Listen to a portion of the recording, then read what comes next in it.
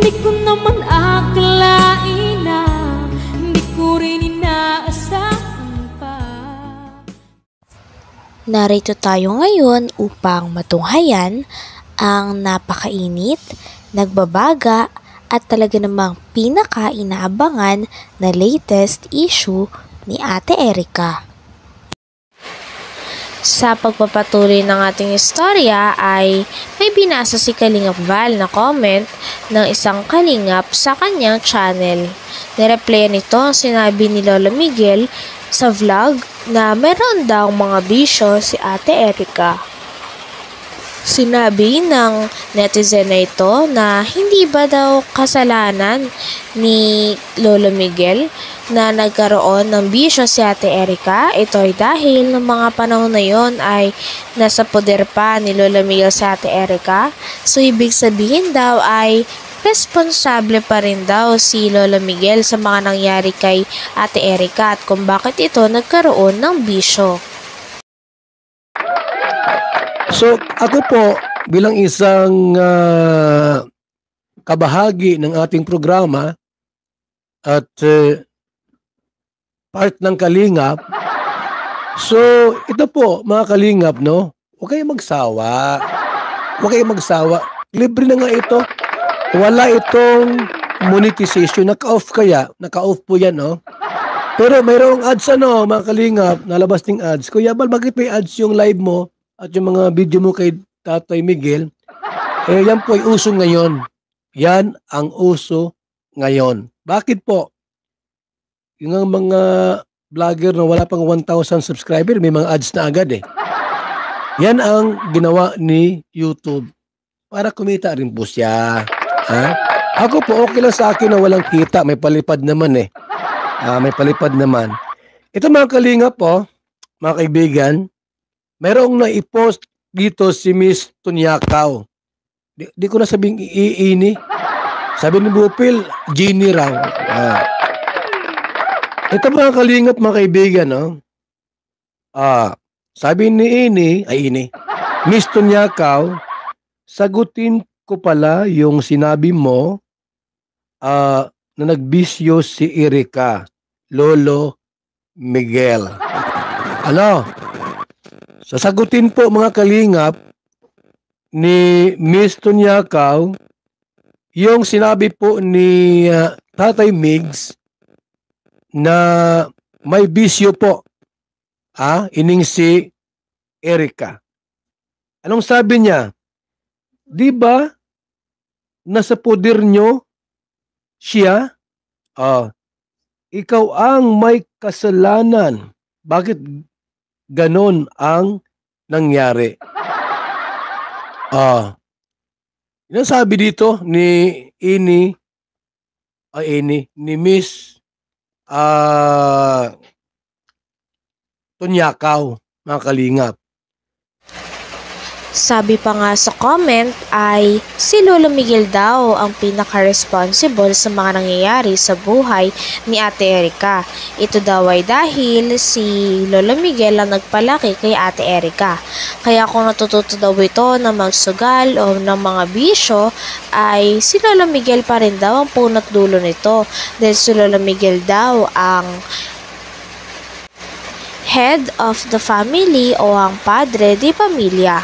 Kaya siya pa rin daw ang malalagot at siya pa rin ang may kasalanan kung bakit natuto ng mga ganitong gawain si Ate Erica.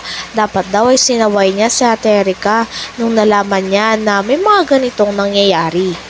Ni Miss Tunyakaw, mga Kalingap. Si Tatay Mix daw po ang mas may alam o mayroong kasalanan kung bakit nangyari po ang mga bagay na ito. Na sila po ay nag-aaway-away na. And kung matino kang lolo, sabi po niya, hindi ako sinaway mo kasi nasa poder mo yan. Sana sinaway mo na at nasa poder mo yan. pinabayaan mo sila, ikaw yung matanda at ako nga, sabi niya, ako nga, mga kapatid ko, napagsasabihan ko naman ng tama. Alam niyo po, ikaw ang head of the family. Yan. But you don't know how to handle your family. Ikaw ang ma-blame sa lahat kasi ang anak-anak,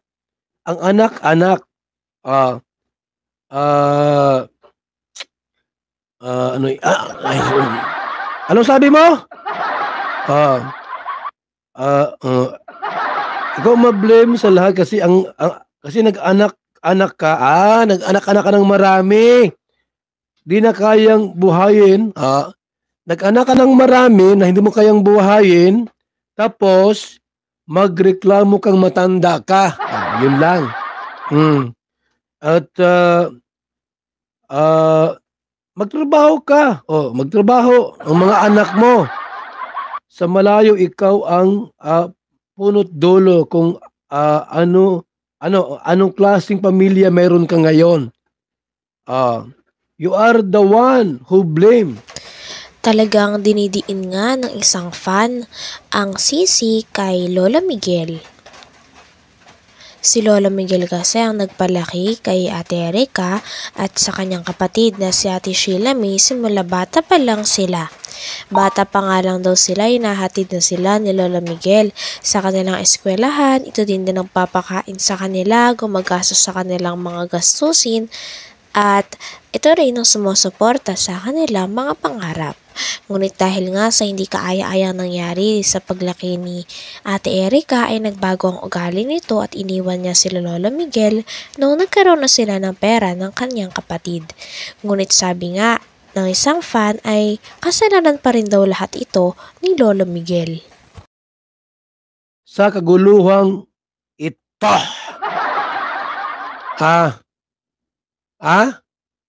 Sinisisi po mga kalingap ni Miss Tonyakaw ining si Tatay Migs.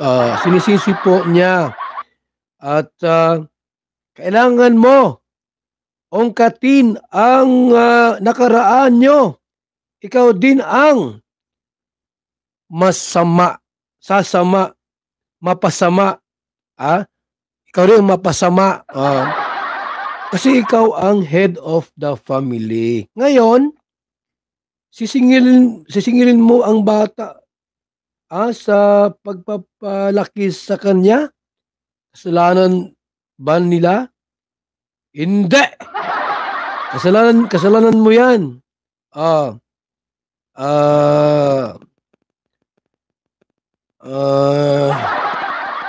Ang hirap pagbasa ng Tagalog, mga kalingap. Sanay ako sa English ay. Ito po, mga kalingap, ang sabi po ni Miss Tonyakaw, lahat ng nangyari sa pamilya mo, Lolo Megs, ikaw ang mayroong kasalanan. Bakit daw po? Isa po ang head of the family, mga kalingap. Ikaw ang lolo, ang nakakatanda. Ano man mangyari sa pamilya mo, huwag mong i-blame sa iba. Sisihin mo ang sarili mo. May tama po, may tama ano? May tama si Miss Tonyakaw.